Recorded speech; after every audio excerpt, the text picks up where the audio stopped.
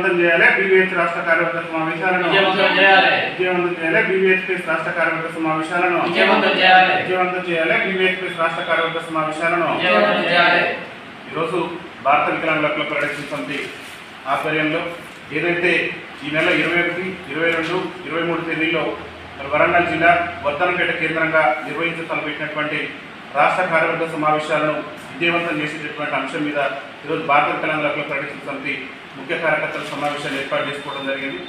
ప్రధానంగా తెలంగాణ రాష్ట్ర ప్రభుత్వం ఎన్నికల సమయంలో మరి కాంగ్రెస్ పార్టీ ఎన్నికల మేనిఫెస్టోలో చేసినటువంటి అంశాలైనటువంటి ప్రధానంగా పెన్షన్ పెంపు విషయానికి వచ్చేసరికి ముఖ్యమంత్రి రేవంత్ రెడ్డి గారే కాంగ్రెస్ పార్టీ అధికారంలోకి వస్తే వచ్చే నెల నుంచి వికలాంగులు కానీ, వృద్ధులు కానీ, వితంతువులు కానీ అందరూ కూడా మరి డబల్ పెన్షన్ తీసుకుంటారని చెప్పేసి ఆనాడు మరి పీసీసీ అధ్యక్షుల హోదాలో ముఖ్యమంత్రి రేవంత్ రెడ్డి గారే స్పష్టంగా ప్రకటన చేసింది ఉంది, స్పష్టంగా హామీ ఇచ్చింది ఉంది. ఎన్నికల మేనిఫెస్టోలో చేసినటువంటి అంశాలు ఉన్నప్పటికీ 7 నెలలు గడువు వస్తున్న అధికారంలోకి వచ్చి ప్రభుత్వం 7 నెలలు అవుతున్నప్పటికీ కూడా ఇంతవరకు కూడా నిమ్మకు నీరెత్తినట్టుగా ప్రభుత్వం వ్యవహరిస్తూ మరి 7 నెలలు కూడా వికలాంగుల సమాజానికి రేవంత్ రెడ్డి సర్కారు వెలగబెట్టింది ఏమీ లేదు. కాబట్టి హక్కుల సాధన కోసం, ఆత్మగౌరవం కోసం, రాజ్యాధికారంలో భాగస్వామ్యం కొరకు మరి ప్రజాస్వామ్య పద్ధతిలో మేము యొక్క పోరాటాన్ని ఉధృతం చేయాలనేటువంటి సంకల్పంతో ప్రధానంగా ముఖ్యమంత్రి రేవంత్ రెడ్డి గారు ప్రాతినిధ్యం వహిస్తున్నటువంటి కొడంగల్ నియోజకవర్గాన్ని టార్గెట్ చేసి, ఎందుకంటే వికలాంగుల సమాజం కొడంగల్ నియోజకవర్గంలో ఓటు వేయడం వల్లనే ఇవాళ రేవంత్ రెడ్డి గారు ఎమ్మెల్యే గెలుపొందిండు.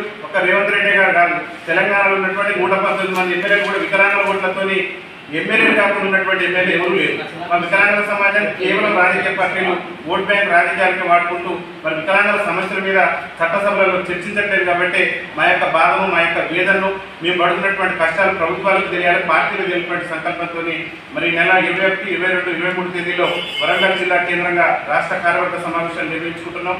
రాష్ట్ర కార్యవర్గ సమావేశాలు కూడా ప్రధానమైనటువంటి ఎజెండా ఏదైతే ముఖ్యమంత్రి ప్రాతినిధ్యం వహిస్తున్నటువంటి కొడంగల్ నియోజకవర్గంలో ఆ కొడంగల్ నియోజకవర్గం నుంచి బతుకు జీవుడాంటూ కాలం వెల్లదీస్తూ దుర్భర జీవితాలు గడుపుతున్నటువంటి మా వికలాంగుల బోడీ రాష్ట్ర ముఖ్యమంత్రి జరిగినటువంటి సంకల్పంతో ఆయన ప్రాతినిధ్యం వహిస్తున్నటువంటి కొడంగల్ నియోజకవర్గం నుంచి మరి ఏదైతే చట్టాలు చేసేటటువంటి శాసనసభ ఉందో ఆ శాసనసభ వరకు, అంటే కొడంగల్ నియోజకవర్గం నుంచి అసెంబ్లీ వరకు కూడా ప్రపంచ చరిత్రలోనే కనీని వెరగని రీతిలో వికలాంగుల సమాజం పాదయాత్ర చేసేందుకు సన్నద్ధమవుతుంది.